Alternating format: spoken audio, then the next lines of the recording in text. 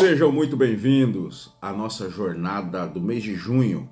É um desafio muito interessante, mas eu tenho certeza que vai ser marcado pela presença de Deus. A jornada Provérbios consiste na leitura do livro de Provérbios, extraindo riquezas para a nossa vida, princípios para aplicar na nossa vida dia a dia. Então, por isso lancei esse desafio para esse mês e justamente iniciar no primeiro dia do mês. Então nós teremos 30 dias e encerraremos no primeiro dia de julho. Então eu peço a você que mantenha firme esse propósito. Homem de valor, esse tempo é um tempo de buscar alguns valores para as nossas vidas, buscar alguns princípios e colocá-los em prática de fato, para entendermos através da Bíblia, da Palavra de Deus, princípios importantes para a transformação das nossas vidas. Eu acredito que seja um momento inédito na vida de alguns homens aqui e de algumas pessoas que vão ver esse vídeo posteriormente, que nunca tiveram contato com o livro de Provérbios, ou que até mesmo nunca leram a Bíblia, pelo difícil contato, alguns dizem, eu tenho dificuldade de interpretação. Então, nós estamos aqui para ajudar, e a cada dia nós vamos ter aqui tarefas. Por exemplo, o que Deus falou com você nesse capítulo? Qual o versículo mais chamou a atenção? Qual é a sua dúvida? Você vai comentar embaixo. Qual é a dúvida que você tem? Ou o que te chamou a atenção? Qual é o versículo que Deus falou com você, o versículo que você encontrou que seja o mais importante desse capítulo? Então nós vamos ter uma jornada desse mês e onde vamos estreitar o relacionamento, nos tornar cada dia mais amigos e amigos da palavra de Deus. Então, sem delongas, Provérbios capítulo 1. Provérbios, todos sabem que é uma coleção de livros que, por meio de sabedoria, foi escrito por Salomão. E esses ditos simples, que carregam um bojo de experiência e de sabedoria e de valores para as nossas vidas, foi escrito mais ou menos no século X a.C. Haja vista que Salomão escreveu a maioria deles. Nós temos outros participantes, como o profeta Agur, que escreve um desses capítulos, mas isso vai ficar mais para frente. Então, vamos à leitura. Provérbios capítulo 1. Exortações paternais dirigidas principalmente aos jovens. Provérbios de Salomão, filho de Davi, rei de Israel. Para se conhecer a sabedoria e a instrução, para se entender as palavras da prudência, para se instruir um sábio procedimento, em retidão, justiça e equidade, para se dar aos simples prudência e aos jovens conhecimento. E bom siso, ouça o sábio e cresça em sabedoria. O entendido adquire a habilidade para entender provérbios e parábolas, os ditados e enigmas dos sábios. O temor do Senhor é o princípio da sabedoria, mas os loucos desprezam a sabedoria e a instrução. Filho meu, ouve a instrução do seu pai e não deixes a doutrina da sua mãe. Diadema de graça serão para a sua cabeça e colares para o seu pescoço. Filho meu, se os pecadores te quiserem conduzir, não consintas. Olha só, eu já quero abrir um parênteses aqui. O temor do Senhor é o princípio da sabedoria. Temor não está falando de ter medo, mas sim de respeitar aquilo. Eu não tenho medo dos meus pais, eu tenho temor dos meus pais, porque os respeito. Então, o temor ao Senhor, respeitar os princípios de Deus é o princípio da sabedoria. Respeitar a vontade de Deus é o princípio da sabedoria. Mas os loucos desprezam a sabedoria e a instrução. O que está dizendo? Que um louco, ele não se refere justamente a uma pessoa desequilibrada, mas uma pessoa arrogante e autossuficiente, que acredita que pode viver a sua vida sem Deus. E isso não é verdade. Tudo acontece a partir de Deus, e nós precisamos dele a todo tempo. Então, temor ao Senhor, respeitar a Deus, respeitar os seus princípios, entender que não posso viver sem ele, é o princípio da sabedoria. Segundo ponto, se os pecadores te quiserem conduzir, não dê o consentimento. Olha o quanto é interessante o que Salomão ele escreve. Nós seremos chamados e convidados ao pecado. Os pecadores vão tentar nos conduzir a isso. Vão nos convidar para suas práticas que vão contra aquilo que nós acreditamos, contra os princípios de Deus. Beba só uma vez, fume só uma vez, traia só uma vez, roube só uma vez, faça isso só uma vez. Então ele está dizendo, não dê o consentimento para que isso aconteça. Se disserem, vem conosco, toda pessoa que te chama para quebrar um princípio, ele está armando uma emboscada para te matar. No versículo 11, diz assim, se disserem, vem conosco, armemos uma emboscada para matar e espreitemos sem razão os inocentes. Traguemo-los vivos como a sepultura, inteiros como os que descem a cova. Olha o que ele está propondo. Vamos pecar e vamos armar emboscada para ferir os inocentes. Olha que conselho de gente maluca. Então Salomão, ele está dizendo, não entre nessa. Porque em determinado momento, esse inocente e esse cara que vai parar na sepultura é você. Todo aquele que viola princípios, ele acaba tendo alguns resultados não muito interessantes. Achemos todo tipo de bens preciosos. Lança a tua sorte sobre nós e teremos todos uma bolsa. Olha só, o que ele está propondo é o roubo, a corrupção e todos depositam em uma só bolsa. Ou seja, todos nós vamos comer e vamos usufruir desse produto da corrupção que nós cometemos. Quebrando o princípio, ferindo os inocentes, trazendo eles para a sepultura. Então nós vamos tomar deles esses bens preciosos. Só que ele diz assim, filho meu, não se coloque no caminho com eles. Desvia o teu pé das suas veredas. Pois os pés deles correm para o mal e se apressam para matar. Na verdade, em vão se estenderia a rede à vista de qualquer ave. Eles armam ciladas contra o próprio sangue e espreitam a própria vida. Tais são as veredas de todo aquele que se entrega à cobiça. Ela prende a alma dos que o possuem. Olha o que Salomão ele está descrevendo aqui. Não se coloque no caminho junto com esses caras, porque os pés deles correm para o mal. Eles têm coragem de praticar o mal contra a sua própria família, contra o seu próprio sangue. Eles espreitam a própria vida.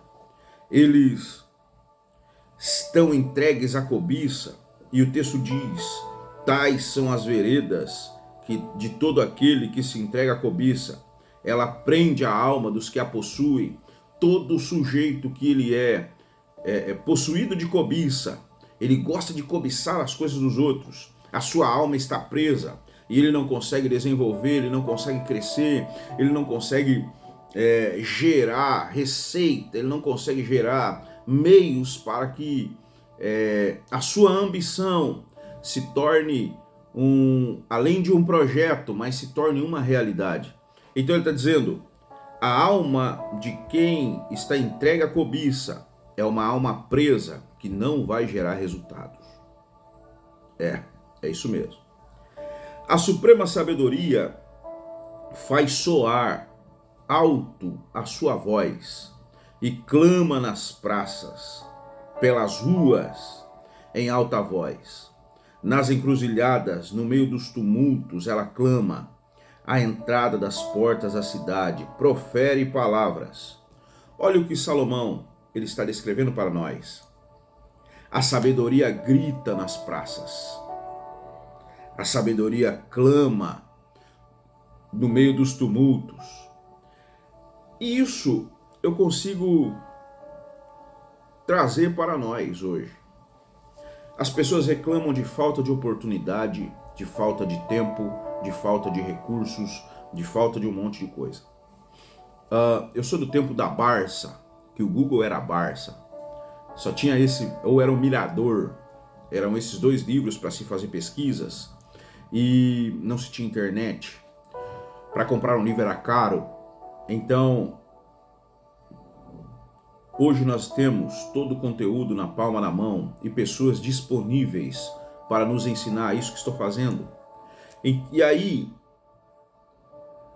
existem oportunidades a todo tempo, cursos de graça, programas de graduação, programas de leitura, benefícios de algumas faculdades que estão fazendo bolsas de alguns valores. Então, a nossa desculpa para não buscar esse nível de sabedoria, para compor o nosso bojo de experiência, nós estamos perdendo tempo. E existem pessoas que eles estão voltados para o caminho do mal do que para entender o princípio da sabedoria. E ele diz assim: até quando, ó tolos, amareis a tolice? Até quando os zombadores amarão a zombaria? Os loucos odiarão o conhecimento. Então, existe um princípio que eu gosto de ensinar. Conhecimento, na Bíblia, no grego, significa luz. Então, quanto mais conhecimento eu tenho, mais iluminado fico. E Jesus, ele disse, vocês são a luz do mundo. Então, quanto mais conhecimento eu recebo, mais iluminado eu sou e posso iluminar mais o caminho das pessoas. Em contrapartida, a ignorância, ela significa trevas. E o diabo é o príncipe das trevas. Então, quanto mais ignorante eu me torno, mais escuro me torno e mais próximo das vontades do diabo eu estou. Então ele está perguntando, até quando os loucos vão odiar o conhecimento? Convertei a minha repreensão. Ele está dizendo, faça o caminho de volta, por isso que eu estou lhe repreendendo. E eu derramarei de forma abundante o meu espírito, e vos farei saber as minhas palavras. Mas por que eu clamo e vocês não escutam? E vocês recusam aquilo que eu estou dizendo? Por que estendi a mão e não houve quem desse atenção?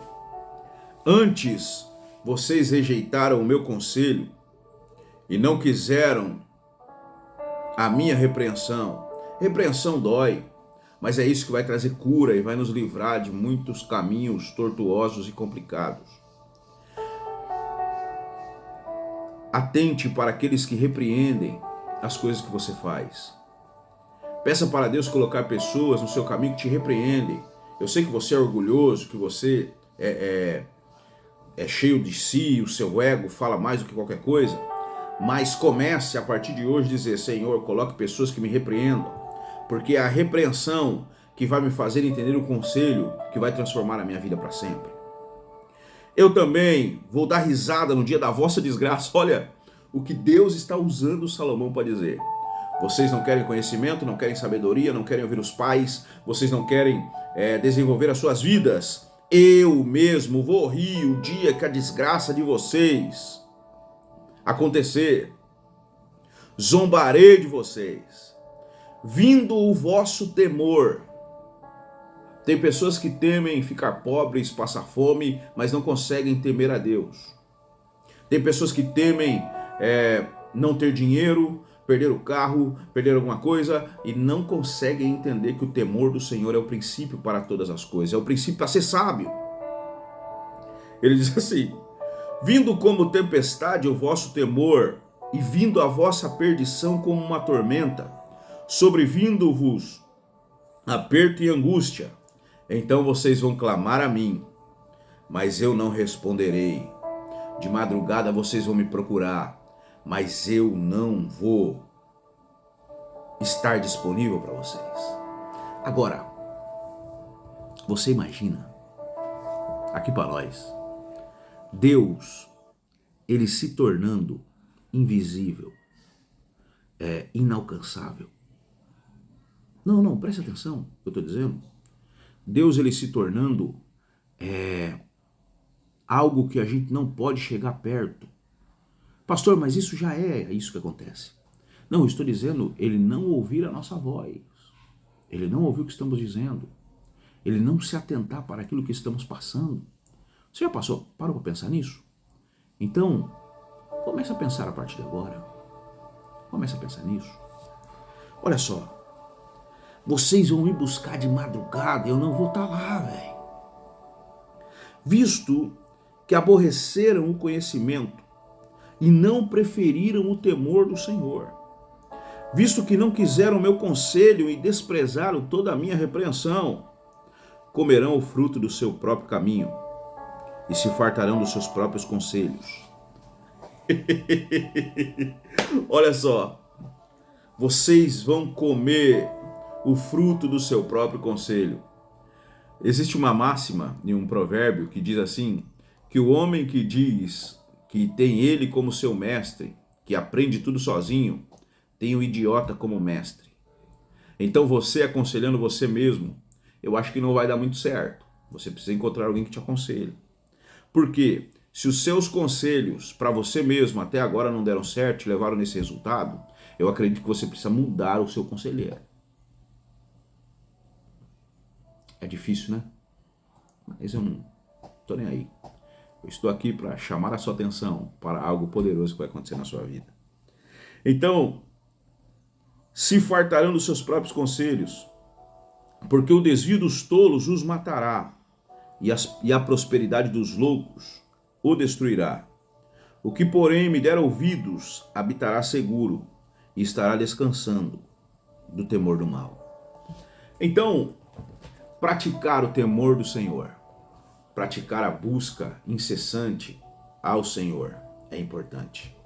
Então, nesse primeiro capítulo que nós lemos, eu quero te convidar a fazer uma lista de como você quer viver esse próximo tempo.